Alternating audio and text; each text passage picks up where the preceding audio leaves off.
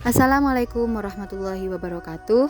Saya Vicky Mauludiah Insani akan menyampaikan aksi nyata modul 1.4 budaya positif. Aksi nyata yang pertama adalah kelas idamanku, yaitu penerapan budaya positif di kelas dengan kegiatan menyusun keyakinan kelas.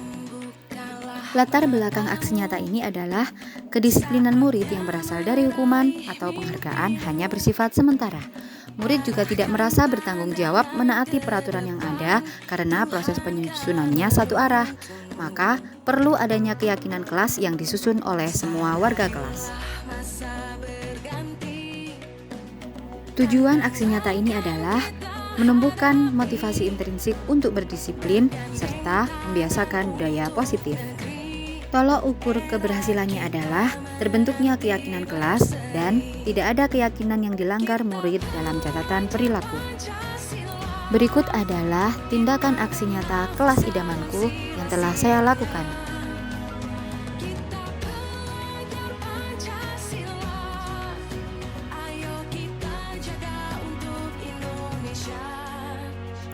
Aksi nyata kedua adalah diseminasi atau pengimbasan modul budaya positif kepada rekan sejawat.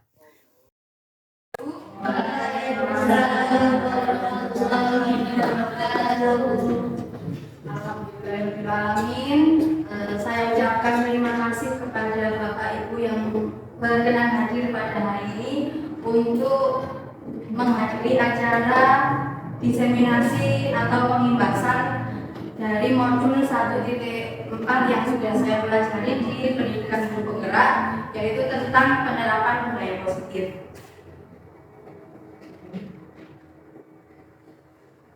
Jadi ada beberapa hal yang akan saya sampaikan pada hari ini.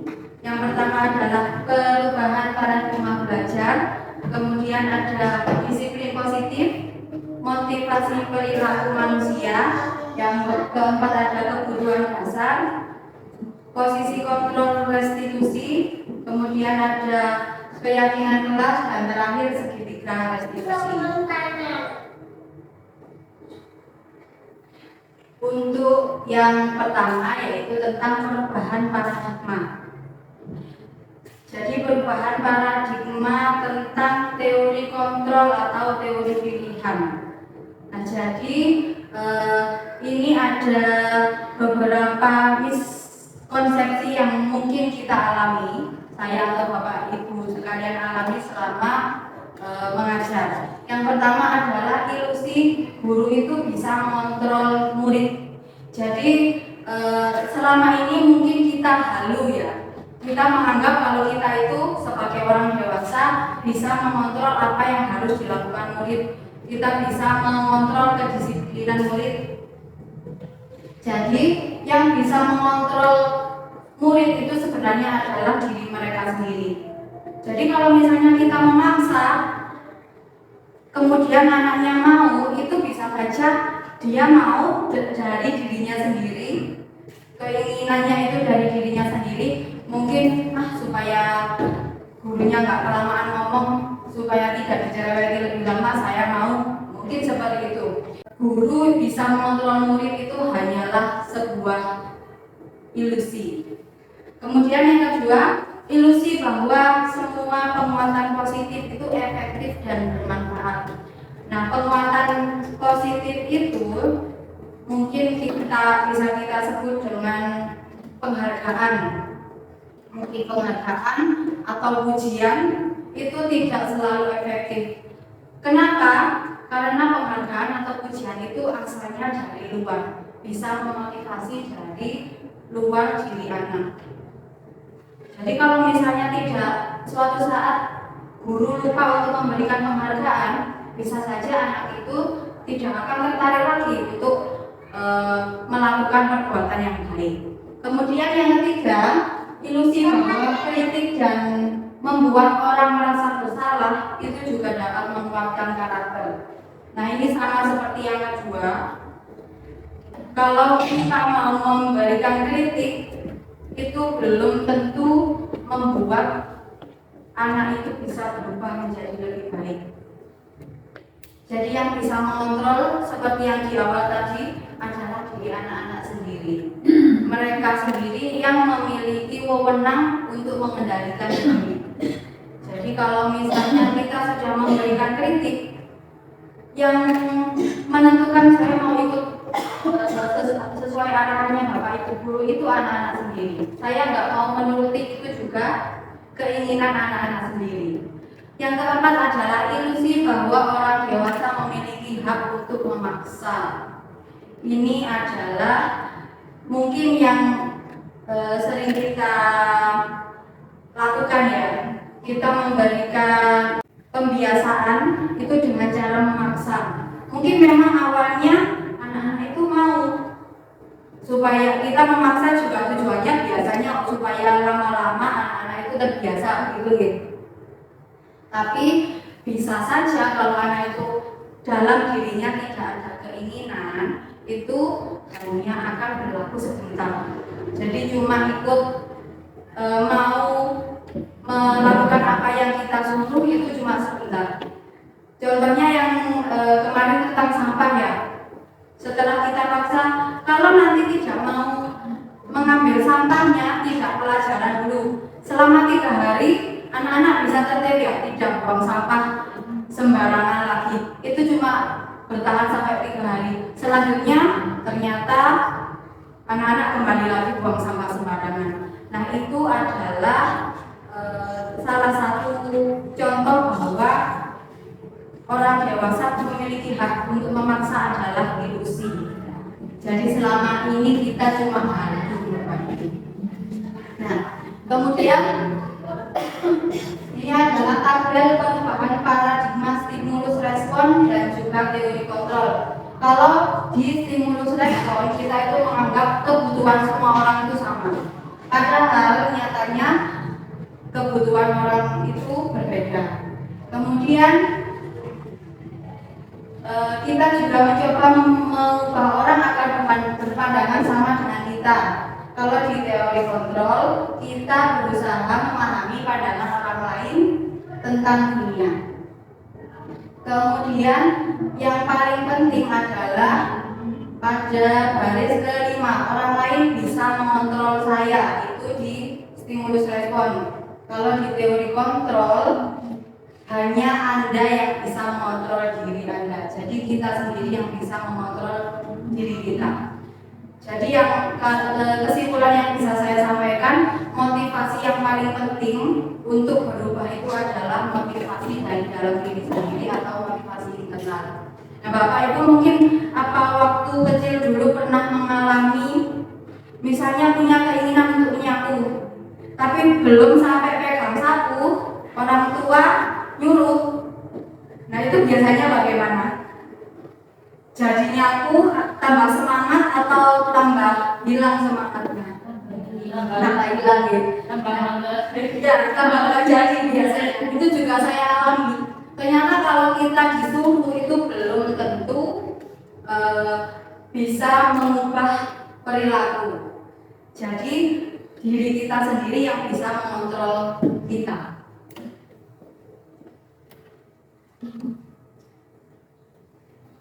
Ini adalah pembahasan yang kedua, yaitu tentang disiplin positif. Disiplin itu asalnya dari bahasa Latin yaitu disiplina yang artinya belajar. Arti asli dari kata disiplin itu berkonotasi dengan disiplin diri dari murid-murid Sokrates dan Plato. Disiplin diri dapat membuat seseorang menggali potensinya menuju kepada sebuah tujuan, sesuatu yang dihargai dan bermakna. Kalau misalnya di lain ini ya tidak sesuai dengan ini, kira-kira Bapak Ibu menganggap disiplin itu berkaitan dengan apa? Kalau mendengar kata disiplin itu biasanya berkaitan dengan apa? Sikap, kemudian apa Pak Mas?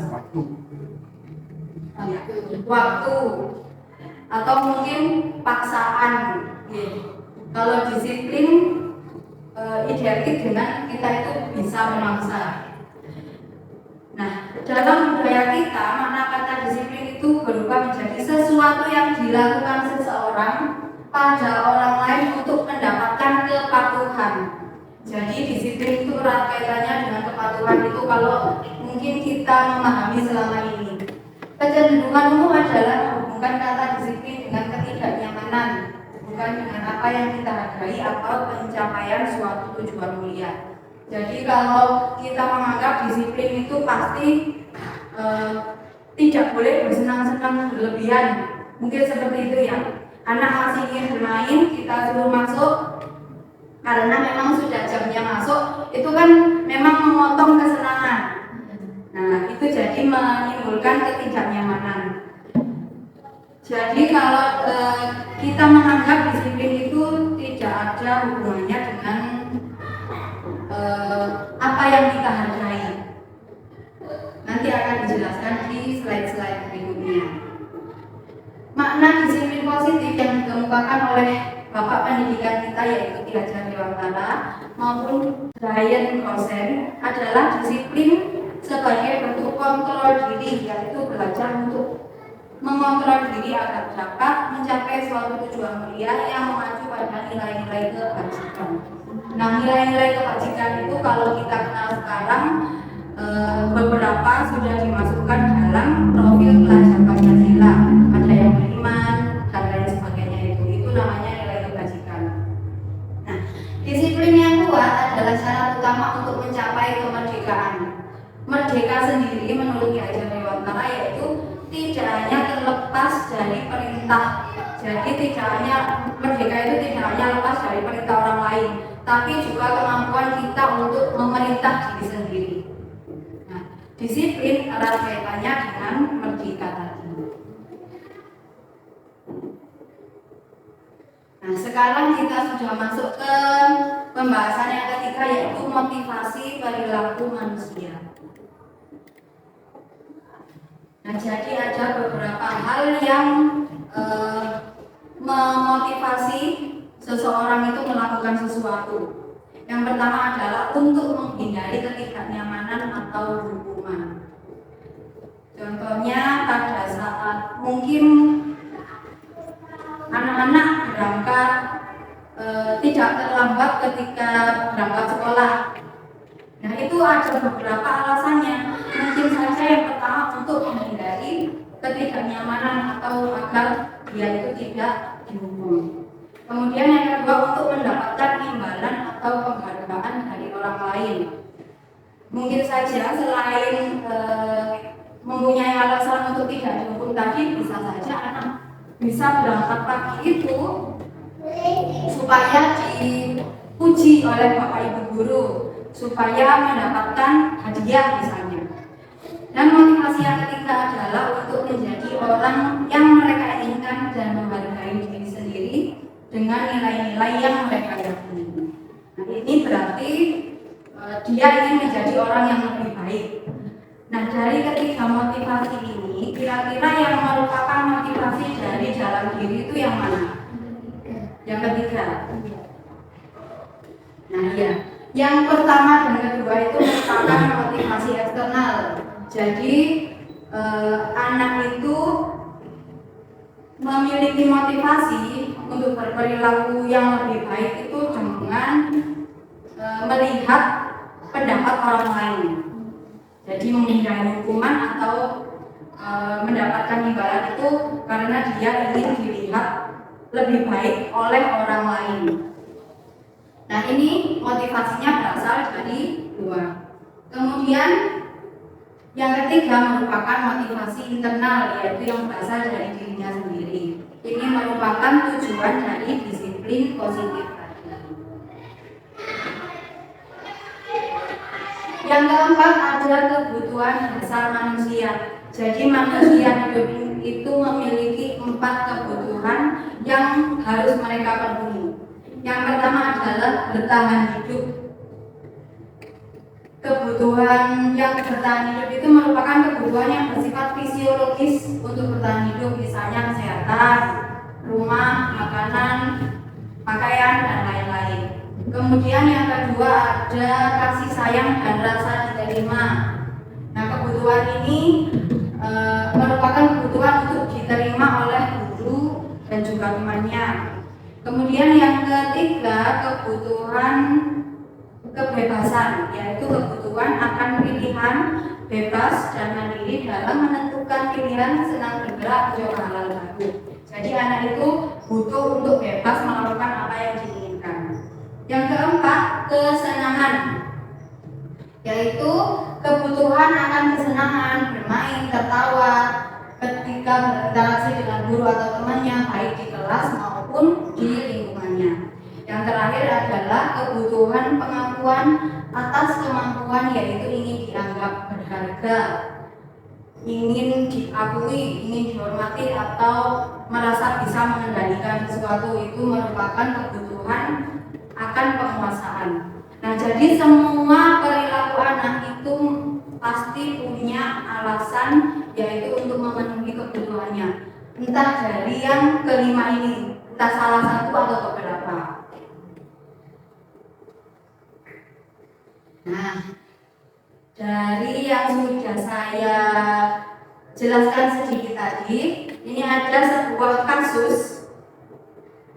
Bapak Ibu, saya minta untuk memilah kebutuhan dasar mana yang dialami oleh Dinda. Nah, kasusnya seperti ini. Dinda, seorang anak kelas 3 SD, begitu tiba di rumah sepulang sekolah menangis dan mengadu pada ibunya bahwa dia benci pada Ibu Rani, ibunya. Menurut Anda, kebutuhan apa yang berusaha dipenuhi oleh Dinda jika jawabannya seperti ini? Nah, saat ditanya oleh ibunya, jawaban Dinda yang pertama, Ibu guru bilang aku tidak boleh bersenandung sewaktu mengerjakan tugas. Katanya, kelas harus tenang, tidak ada suara, kan nggak seru jadinya. Nah, kira-kira kalau Dinda jawabnya seperti ini, itu Dinda butuh apa? Apa yang menjadi kebutuhan Dinda? Kebebasan, kesenangan, cinta atau kasih sayang, atau bertahan hidup? Satunya lagi apa lagi? Penguasaan. Kira-kira yang mana? Kesenangan. Kesenangan.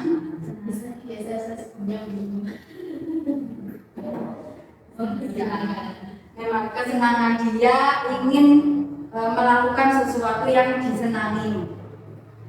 Nah, bisa dilihat dari kata-kata ini kan nggak seru jadinya. Jadi dia menganggap apa yang dilakukan guru itu tidak menyenangkan. Jadi dia berusaha mencari kegiatan lain untuk menyenangkan diri.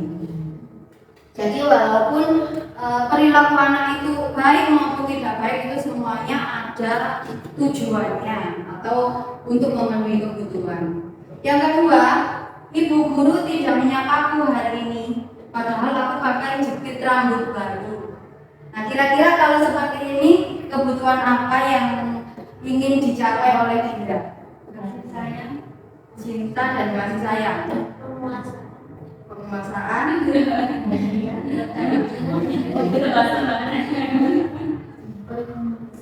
Cinta dan kasih sayang. Jadi dia ingin dilihat oleh gurunya, kemudian supaya disapa, supaya terlihat bahwa dia disayangi oleh gurunya dengan memakai jepit rambut baru tadi.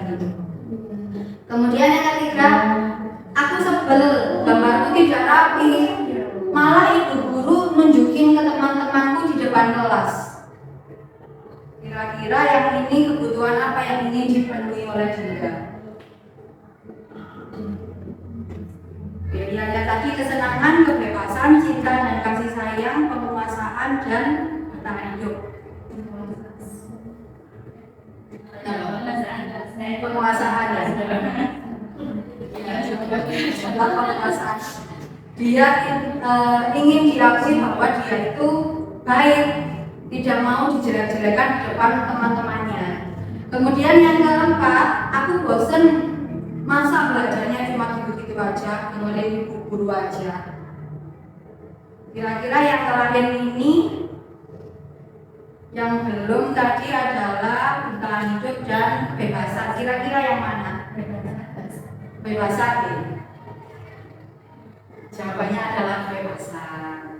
Nah, sampai sini ada yang kurang jelas dari penjelasan saya, Bapak Ibu? Sangat jelas. Sudah ya? Baik, yang kelima ada posisi kontrol restitusi. Sebelumnya ini restitusi ini merupakan hal yang baru bagi saya, mungkin juga dari ibu-ibu baru mendengar ini. Restitusi itu adalah proses menciptakan kondisi murid untuk memperbaiki kesalahan mereka, sehingga mereka bisa kembali pada kelompok mereka dengan karakter yang lebih kuat. Jadi ini restitusi ini adalah proses untuk menangani siswa ketika melakukan kesalahan. Nah, ada 5 posisi yang bisa dilakukan guru. Yang pertama adalah posisi penghukum, yang kedua pembuat rasa bersalah, yang ketiga teman, yang keempat pemantau, dan yang kelima adalah manajer.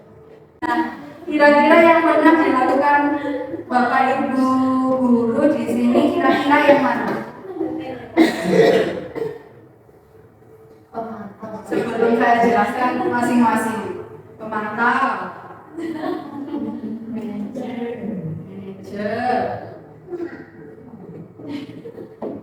Kalau saya terus terang pernah menjadi pembuku, pernah pembuat rasa bersalah juga pernah, teman juga pernah. Jadi dengan ketidak konsistenan saya ini ternyata tidak memberikan dampak yang baik untuk memperbaiki kesalahan. Nah, ini adalah penjelasan dari masing-masing posisi kontrol tadi. Yang pertama adalah sebagai penghukum. Nah, ini biasanya dengan kalimatnya bisa seperti ini: patuhi aturan saya, atau awas, atau langsung tiba-tiba dihukum seperti itu. Diberi hukuman bisa verbal atau hukuman juga bisa berupa fisik. Itu untuk posisi kontrol sebagai penghukum. Nah, yang kedua adalah pembuat merasa bersalah. Jadi kalau ini guru itu memberikan kalimat-kalimat untuk mendapatkan simpati, supaya anak tadi merasa bersalah sehingga mau berubah. Ibu sangat kecewa dengan kamu, atau mungkin juga waktu pelajaran selama ini sudah diajari kok nggak bisa. Nah, seperti itu juga kita berposisi menjadi pembuat orang merasa bersalah. Yang ketiga adalah teman. Ayo bantulah demi ibu. Nah, yang ketiga ini lebih positif ya. Sama sekali tidak ada jahat-jahatnya. Tapi yang ini mungkin terlalu luas untuk dipraktekkan. Yang keempat adalah pemantau. Kalau pemantau itu kita bisa menawarkan sanksi atau konsekuensinya apa. Kita bisa menanyakan, kalau dia melanggar sesuatu, kita tanyakan konsekuensinya atau lanjutnya apa yang harus ditebus oleh siswa. Kemudian yang kelima adalah manajer. Nah, yang ini adalah apa yang kita yakini. Maksudnya adalah keyakinan akan nilai-nilai kebajikan tadi. Misalnya disiplin atau saling menghargai, saling menghormati, dan lain-lain. Apa kamu meyakininya? Itu adalah posisi sebagai manajer. Nah, sebelumnya ini ada kuis lagi terkait perbedaan antara hukuman dan konsekuensi. Kira-kira kita pernah melakukan posisi kontrol yang sebagai penghukum atau sebagai pemantau. Yang pertama, mencatat 100 kali di dalam buku kalimat saya tidak akan terlambat lagi karena terlambat ke sekolah. Itu kira-kira hukuman atau konsekuensi?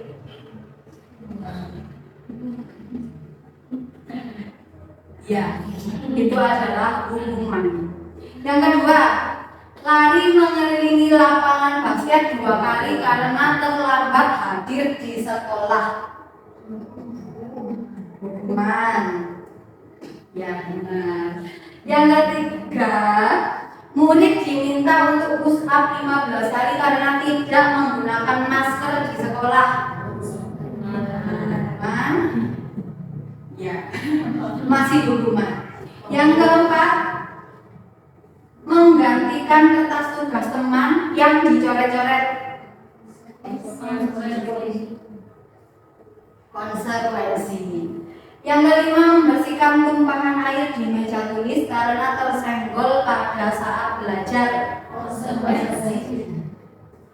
Konsekuensi.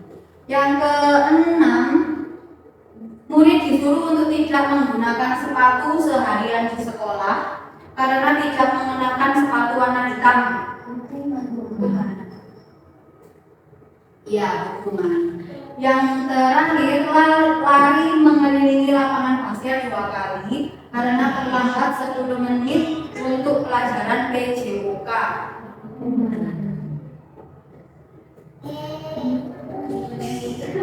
Kira-kira dari beberapa jawaban di kuis ini, terutama yang tidak sesuai dengan perkiraan kita, kira-kira perbedaan hukuman dan konsekuensi itu apa?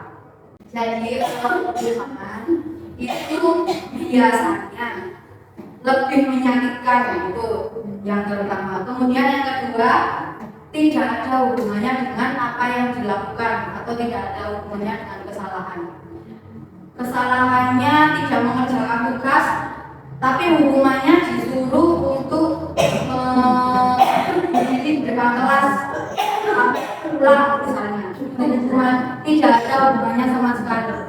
Kalau misalnya terlambat, kemudian disuruh untuk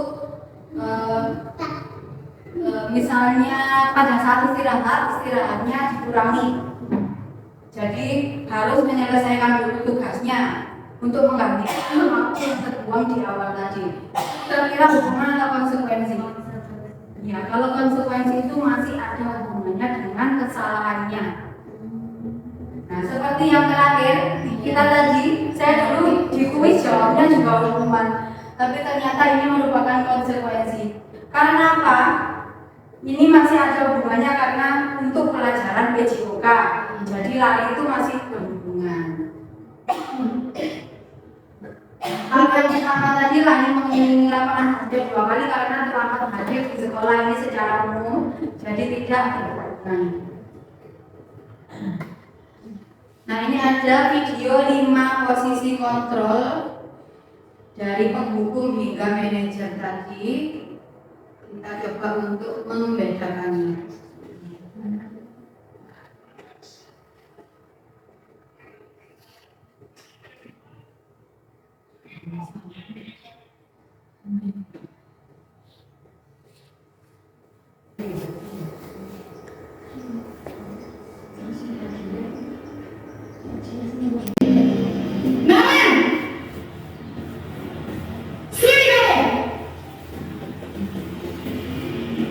Selamat pagi, Bu. Selalu terlambat. Kamu deh pasti terlambat. Maaf, Bu. Saya Apa? Apa coba? Alasan kamu apa lagi? Kapan sih kamu tidak terlambat? Malas sekali ya kamu jadi anak. saya Dasar pemalas. Gak kapok-kapok sih kamu. Sudah berapa kali terlambat? Sana, kamu keliling lapangan basket 2 kali. kenapa saya harus ke lapangan basket, Bu? Kenapa? Kamu lawan ibu? Berani-beraninya jawab. Sudah terlambat, masih berani jawab enggak? Sekarang, keliling lapangan basket 5 kali sekalian. Biar kapok. Cepat. Pergi sana ke lapangan basket.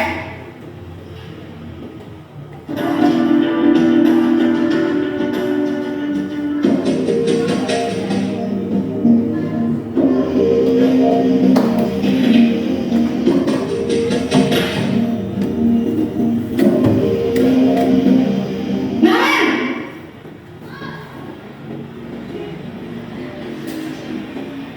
Selamat pagi, Bu. Naren, kamu kenapa terlambat lagi, nak? Ya Tuhan, Naren, kamu senang ya bikin ibu susah ya? Kalau kamu terlambat lagi, nanti ibu yang ditegur bapak kepala sekolah, nak. Disangka ibu tidak bisa membina kamu.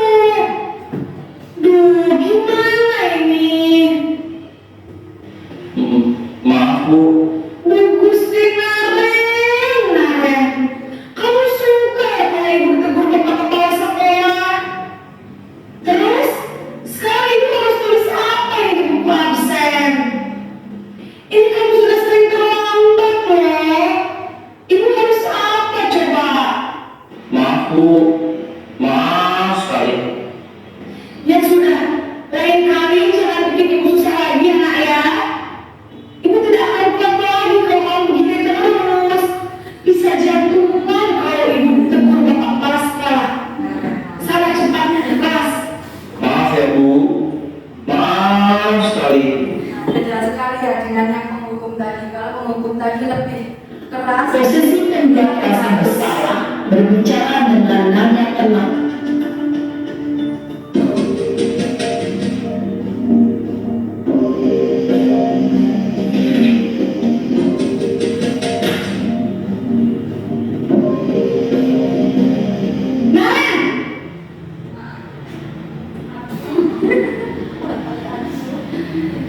Selamat pagi Bu. Wah, sudah jam berapa ini nak? Terlambat lagi ya sayang. Iya Bu, habis ibu saya belum membangunkan saya Bu. Kamu malah menyalahkan ibu kamu. Kamu bukannya anak yang larinya paling kencang. Kok terlambat sih? Iya Bu, saya memang lambat bangun tadi. Jadi biarpun saya lari kencang, tetap gak kencang Bu. Ya sudah sana, nanti lain kali larinya lebih kencang lagi ya. Biar gak terlambat lagi. Bikin senang ibu, demi ibu. Bisa kan? Bisa ya Bu. Ya sudah sana masuk kelas. Ibu beresin urusan absen kamu. Kamu ini ada-ada saja. Nah, dari tiga tadi yang memberikan motivasi yang positif yang nomor berapa? Yang nomor ketiga ya, yaitu tentang teman. Memang kalau untuk posisi teman kita terlihat lebih baik. Mungkin murid-murid menjadi senang dengan kita, tapi juga pasti akan mungkin meremehkan.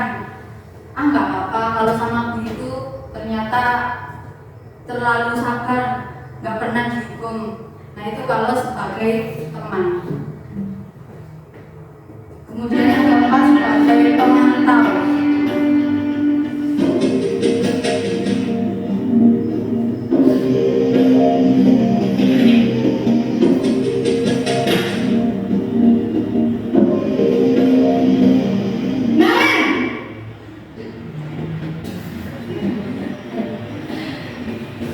Selamat pagi Bu. Nah, apa peraturan sekolah kita tentang jam berapa kita harus masuk sekolah, nak? Kita harus di sekolah jam 7 Bu. Iya betul, sekarang sudah jam 7.20. Naren sudah tahu konsekuensinya jika terlambat hadir. Paham Bu, saya harus tinggal kelas pas jam istirahat selama 20 menit. Iya benar, konsekuensinya demikian. Jadi nanti jam 9.30 pas istirahat, kamu harus tinggal di kelas, kerjakan tugas tambahan untuk ketertinggalan kamu, ya? Baik Bu.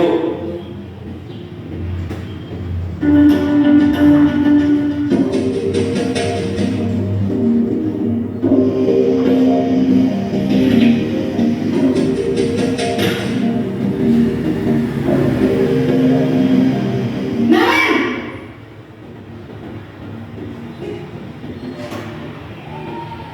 Selamat pagi Bu. Selamat pagi Naren. Maaf Bu, saya terlambat. Iya, sekolah masuknya jam 7, sekarang sudah jam 7.20. Jadi sekarang bagaimana ini Naren? Maaf Bu, saya lupa sama saya semalam. Baiklah, menurut kamu, keyakinan sekolah yang mana yang perlu kamu tingkatkan? Menghargai diri sendiri dan orang lain kita Bu. Setuju.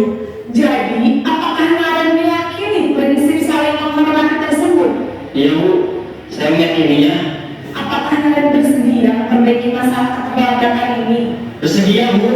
Bagaimana kamu memperbaiki masalah keterlambatan ini? Saya akan coba untuk tidak lupa menyetel alarm saya Bu. Baik, kalau kalian lupa menyetel alarm di rumah, ada orang yang kira-kira bisa bantu mengingatkan tidak? Ada Bu. Kakak saya, Kak Emma. Ada lagi selain Kak Emma? Selain Kak Emma, ada ibu saya. Baik, jadi yang mengingatkan Naren adalah Kak Emma dan ibu kamu ya? Kira-kira akan biasa alarm kapan Naren? Setelah pulang sekolah, akan segera saya lakukan. Baik, jadi Naren akan setel alarm untuk bangun besok pagi dan akan diingatkan oleh kakak dan ibunda Naren ya? Ada lagi yang mungkin perlu dilakukan Naren? Agar tidak terlambat bangun lagi. Tidak ada Bu. Baik Naren, terima kasih untuk bersama kamu. Sekarang kamu perlu kembali ke kelas untuk belajar. Baik Bu, terima kasih. Nah, itu tadi adalah video 5 perbedaan posisi kontrol yang bisa dilakukan guru untuk memperbaiki kesalahan yang dilakukan oleh murid. Nah, kira-kira ibu-ibu di sini sudah pernah melakukan yang mana?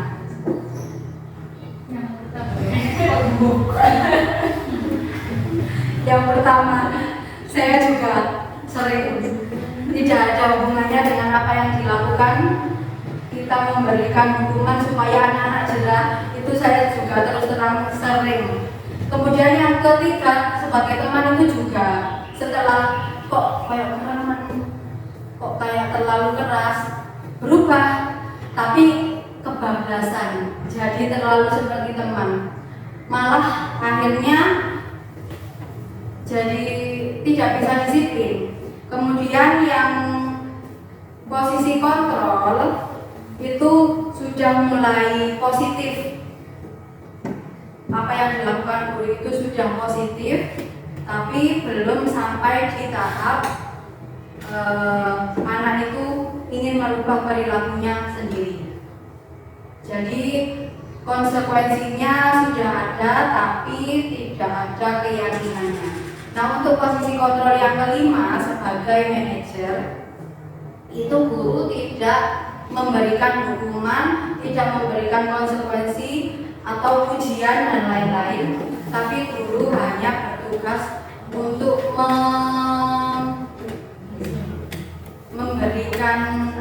memberikan dorongan supaya anak itu mau menyelesaikan masalahnya sendiri, cuma mancing-mancing. Jadi seperti tadi, apa yang bisa kamu lakukan?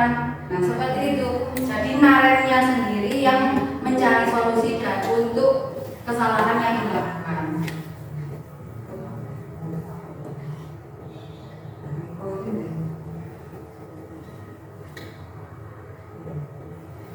Nah, jadi posisi yang paling ideal yang bisa kita lakukan untuk memperbaiki kesalahan murid itu adalah dengan menjadi manajer.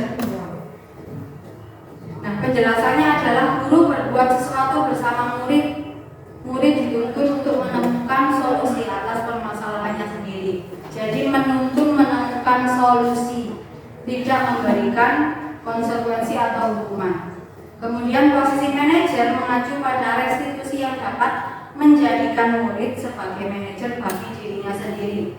Jadi kembali di penjelasan awal tadi bahwa merdeka itu adalah kita bisa mengendalikan diri kita sendiri. Jadi itu tujuannya. Sehingga kita identitas positif atau berhasil pada diri murid. Kemudian yang ketiga merupakan posisi ideal dalam segitiga restitusi. Jadi dengan posisi kontrol sebagai manajer ini, guru itu bisa menciptakan atau menumbuhkan disiplin positif melalui motivasi internal. Jadi menumbuhkan motivasi internalnya. Nah, ini adalah perbedaannya. Nah, di posisi penghubung dan pembuat merasa bersalah itu perilaku kontrolnya negatif. Jadi malah membuat anak itu merasa gagal sebagai seorang anak. Kemudian identitas yang sukses itu mulai dari teman, pemantau, dan juga manajer. Kalau di teman dan pemantau itu perilakunya positif, kontrolnya positif, tidak akan membuat anak itu merasa gagal. Kemudian yang paling ideal tadi adalah manajer. Jadi motivasi intrinsik, dia bisa mengendalikan dirinya sendiri. Nah, ini yang keenam ada hubungannya dengan restitusi yang baru saja dilaksanakan. Jadi kalau kita mau menjalankan posisi kontrol sebagai manajer, itu kan tadi disebutkan apa yang kamu yakini, apa keyakinan kelas kita. Nah, sebelum kita melaksanakan itu, kita juga harus punya keyakinan kelas. Jadi ini bisa disusun di awal tahun ajaran, baru seperti saat ini. Keyakinan yaitu nilai-nilai kebajikan universal yang disepakati secara tersirat dan tersurat, lepas dari latar belakang suku, negara, bahasa, maupun agama. Keyakinan kelas tidak dibuat oleh guru, tetapi disusun oleh murid bersama guru. Jadi ini sangat berbeda dengan peraturan kelas. Kalau peraturan dulu kan anak-anak sudah tinggal baca peraturannya, ini kamu harus pakai seragam yang lengkap, misalnya seperti itu. Kemudian tidak boleh terlambat, itu adalah peraturan yang sudah dibuat oleh guru ataupun pihak sekolah. Jadi murid tinggal terima beres atau tinggal melaksanakan. Kalau keyakinan kelas itu yang membuat adalah murid bersama guru. Jadi ditawarkan dulu seperti ini misalnya. Kira-kira kalau kelas kita mau, kamu menginginkan kelas yang bagaimana? Yang nyaman misalnya, yang menyenangkan. Nah, untuk mendapatkan kelas yang nyaman, kita harus bagaimana? Misalnya anak-anak bisa menjawab tidak boleh rame, tidak boleh bertengkar, dan sebagainya. Nah, setelah terbentuk peraturan-peraturan yang sudah diusulkan oleh murid, itu guru tinggal memberikan penguatan atau pendalaman untuk menjadikannya menjadi kalimat yang lebih positif. Jadi kalau kita membuat peraturan, itu usahakan tidak ada kalimat negatif seperti dilarang atau jangan, tidak boleh, itu sebaiknya tidak dilakukan.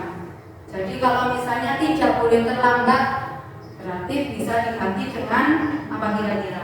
Dengan tepat waktu.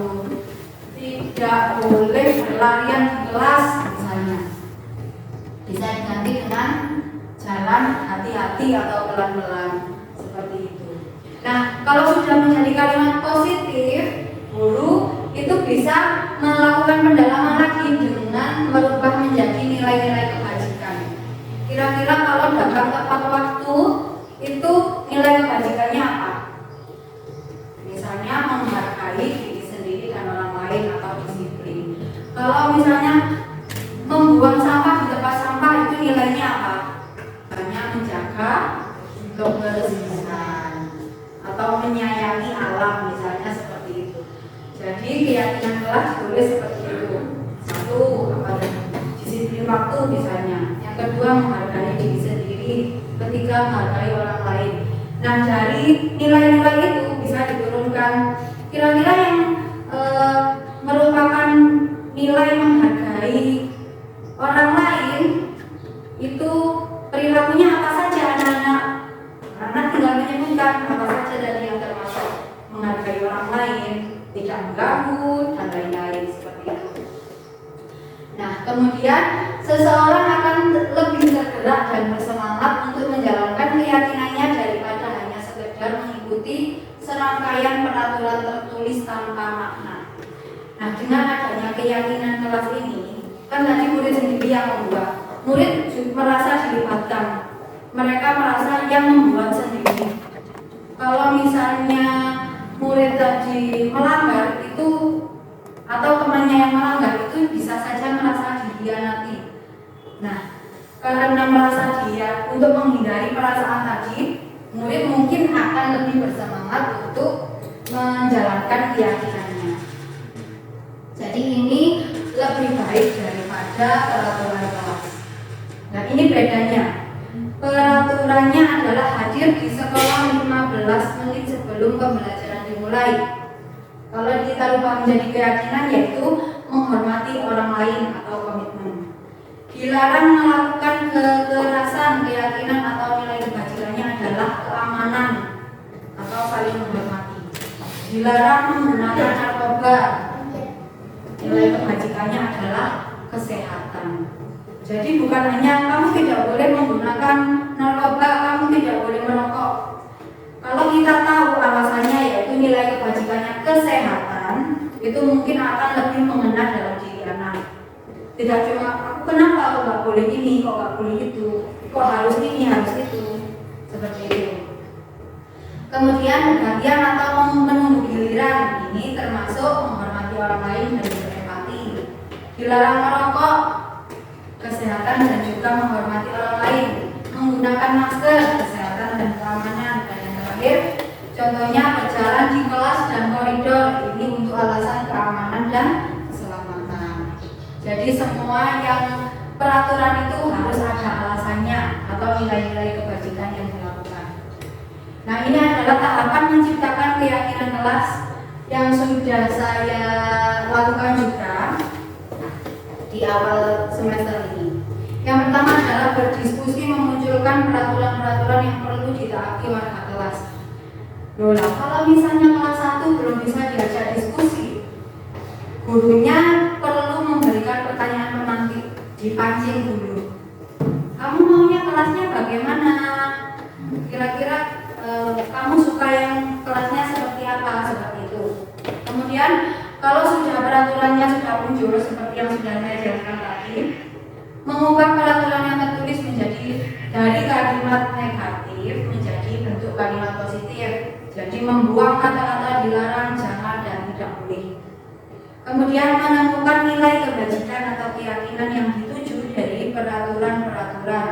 Contohnya tadi adalah berjalan di kelas, dengarkan guru, datanglah tepat waktu, itu yaitu pada keyakinan saling menghormati, jadi satu. Kemudian tapi peranakannya banyak. Kemudian kalau sudah jadi, kita bisa meninjau ulang keyakinan sekolah atau keyakinan kelas secara bersama-sama. Jadi ditinjau lagi, kira-kira mana yang efektif, kira-kira yang belum efektif yang mana, itu bisa ditinjau atau bisa dirubah jika tidak cocok dengan kelas atau sekolah. Nah, setelah keyakinan sekolah atau kelas selesai dibuat, maka semua warga dipersilakan meninjau ulang dan menyetujuinya dengan menandatangani keyakinan kelas tersebut. Jadi bisa dengan cap jempol atau tanda tangan atau menuliskan namanya. Yang terakhir, keyakinan tadi bisa diletakkan di dinding kelas di tempat yang mudah dilihat semua warga kelas. Nah, yang saya pasang di gambar ini adalah pada saat anak-anak mengusulkan peraturannya. Jadi saya suruh untuk menuliskan peraturan apa yang mau kamu terapkan di kelas ini. Setelah menulis ditempelkan, kemudian baru kita koreksi bersama-sama. Nah, ini adalah hasil dari yang sudah dipilah-pilah. Nah, yang terakhir, pembahasan yang terakhir adalah tentang segitiga restitusi. Nah, ini adalah pembahasan terakhir terkait budaya positif. Jadi untuk menumbuhkan budaya positif, tadi kita sudah membahas tentang restitusi. Nah, jadi restitusi itu adalah proses menciptakan kondisi bagi murid untuk memperbaiki kesalahan mereka. Ya. Jadi murid sendiri yang berupaya memperbaiki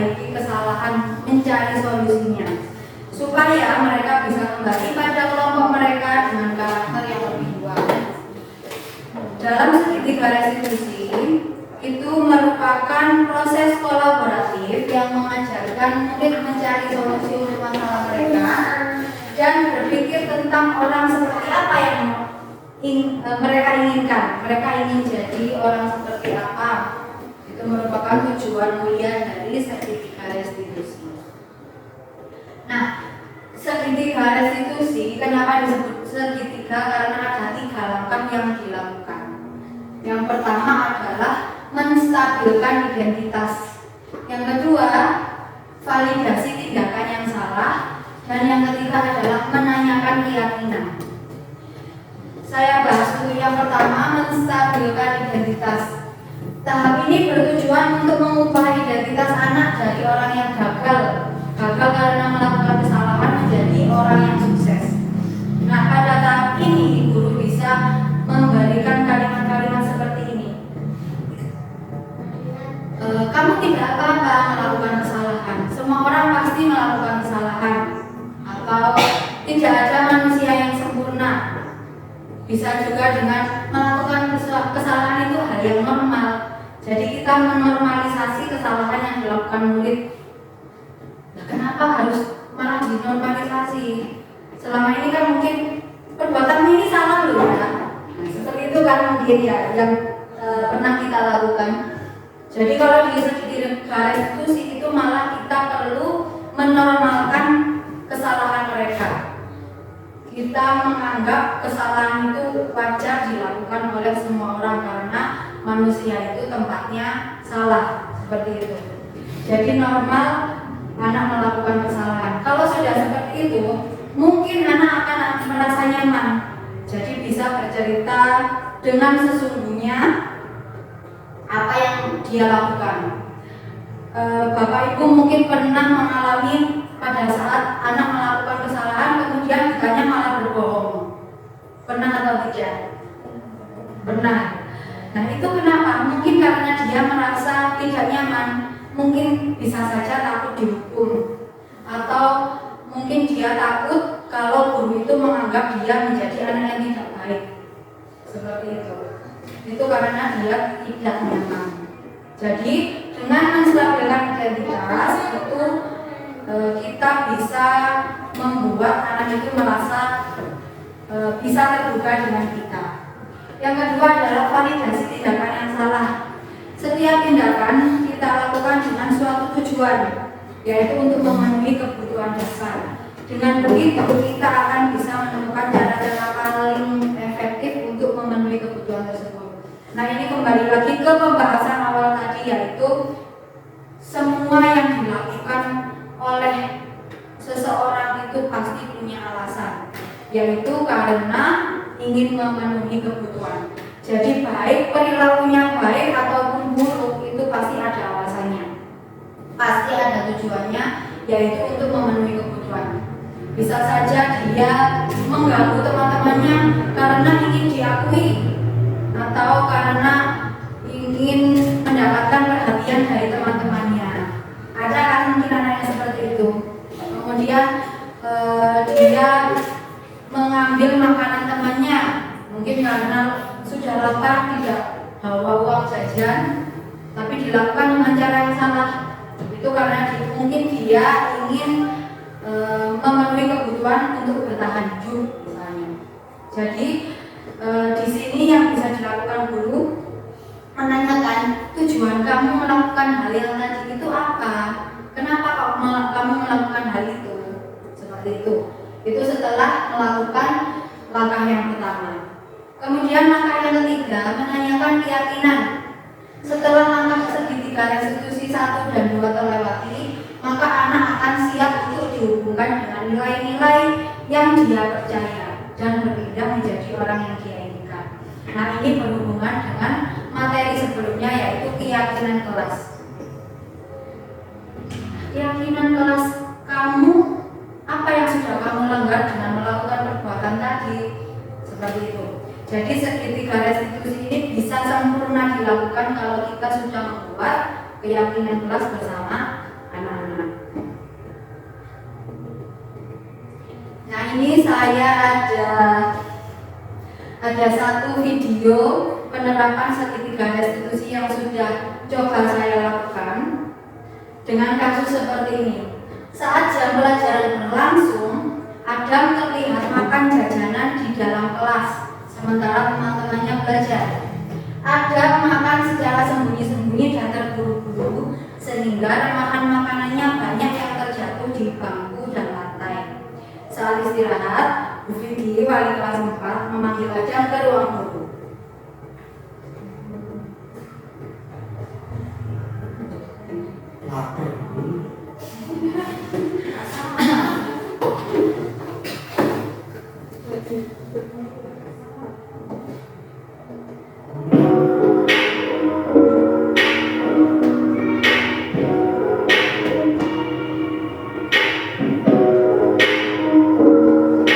Ini masih baru satu kali. Waalaikumsalam. Ya, Adam sudah istirahat tadi? Sudah istirahat. Sudah makan jajan? Sudah ya. Adam hari ini tahu kenapa kok dipanggil ke sini? Karena makan jajan di kelas. Karena tadi makan jajan di kelas saat jam pelajaran. Kira-kira kalau kamu makan di kelas saat jam pelajaran itu perbuatanmu sudah benar atau salah? Salah ya, masih kurang tepat ya. Nah, dan makan itu merupakan kebutuhan dasar manusia. Kita semuanya butuh makan. Kamu butuh makan, Vivi juga butuh makan. Bu Vivi pun kalau lapar juga makan. Tapi kita semua harus tahu kapan dan mana yang tepat untuk makan. Ya, waktunya harus tepat, tempatnya juga harus tepat untuk makan. Nah, jadi kalau ada makan saat jam pelajaran di kelas itu kira-kira sudah tepat atau belum? Tidak tepat. Sekarang Bu Vivi pengen tahu kenapa aku tadi kok makan di kelas saat jam pelajaran tidak sempat sarapan. Kami tidak sempat sarapan. Kenapa kok tidak sempat sarapan? Karena bangunnya kesiangan. Kenapa? Kesiangannya memang tadi malam atau tidurnya jam berapa? 11 semalam sekali ya. Berarti supaya besok ada tidak sampai makan di kelas lagi akan masuk dilakukan. Saya akan tidur dan bangun lebih awal. Iya, kalau kamu sudah bangun lebih awal pasti akan ada waktu untuk sarapan. Ada masih ingat keyakinan yang ada di kelas kita? Disiplin dan apa lagi? Menjaga kebersihan. Iya, disiplin dalam keyakinan kelas itu salah satunya adalah disiplin waktu. Kemudian kamu taat pada kesepakatan bahwa kita tidak boleh makan di dalam kelas. Ya, itu salah satu pelaksanaan disiplin yang harus kamu lakukan. Apalagi tadi pada saat kamu makan sambil tergesa-gesa makanannya jadi bagaimana? Terjatuh. Makanannya terjatuh. Akibatnya lantainya kotor sampai di bangku-bangku kamu juga kotor ya. Jadi ketika ada makan di kelas saat jam pelajaran itu kira-kira sudah melaksanakan keyakinan kelas atau belum? Belum. Nah, sekarang Bu Vivi tidak akan mencoba menghakimi Anda, tidak akan menyalahkan Anda, tapi Bu Vivi hari ini mau membantu Adam supaya besok Adam tidak akan makan di kelas lagi, tidak akan mencari solusinya. Jadi kira-kira Adam apa yang perlu diperbaiki? Tidur lebih awal, ya lebih awal, kemudian lebih pagi sehingga ada waktu untuk sarapan. Ya betul sekali itu. Kira-kira kamu bisa melaksanakannya pada kapan? Besok ya. Ya, kalau begitu kamu janji besok ya, sanggup ya. Jadi nanti dicoba jangan nonton atau tidur dulu ya kalau malam ya. Sewajarnya saja kalau sudah jam 9 mungkin kamu segera tidur supaya besok bisa bangun lebih awal. Nah, dengan begitu Bu Vivi ingin Adam itu menjadi yang bertanggung jawab.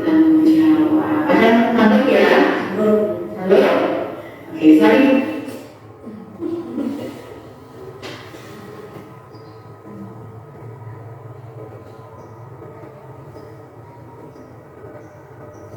Nah, itu tadi merupakan video penerapan segitiga restitusi yang sudah saya lakukan.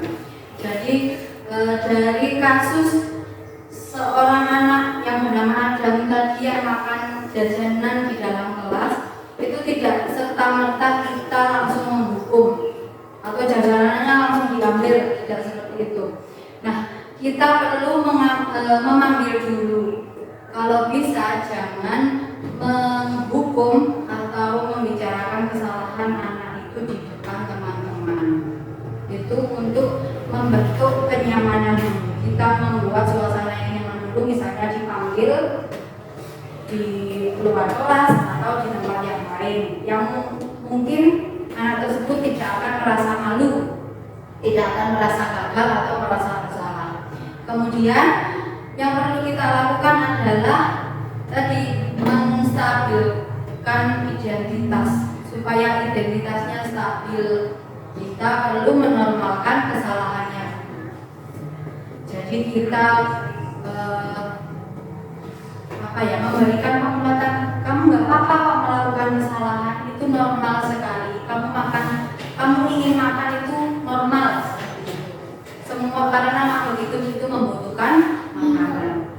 Jadi mungkin kebutuhan yang ingin dicapai Adam tadi adalah kebutuhan untuk bertahan hidup. Kemudian yang kedua, kita perlu memvalidasi tindakannya. Karena seperti yang kita ketahui, semua perbuatan itu, semua perilaku itu pasti ada tujuannya. Nah, tujuan Adam tadi adalah untuk memenuhi kebutuhan bertahan hidup karena dia sudah tidak bisa menahan lapar, jadi makan jajanan di kelas. Kemudian yang terakhir, kita perlu menanyakan keyakinan yang sudah dibuat sebelumnya. Yang sudah dilanggar adalah tentang kedisiplinan atau menghargai orang lain dan juga melanggar keyakinan untuk menjaga kebersihan seperti itu. Nah, dari penjelasan saya yang sangat panjang dan lebar serta luas tadi, kira-kira ada yang belum ibu-ibu pahami mungkin? Sudah jelas. Sangat jelas dulu. Baik, kalau sudah jelas, saya akhiri pengimbasan pada hari ini. Sekali lagi saya ucapkan terima kasih atas waktu yang sudah Bapak Ibu sekalian luangkan untuk menerima informasi dari saya. Semoga bisa menjadikan kita menjadi guru yang lebih baik lagi. Saya akhiri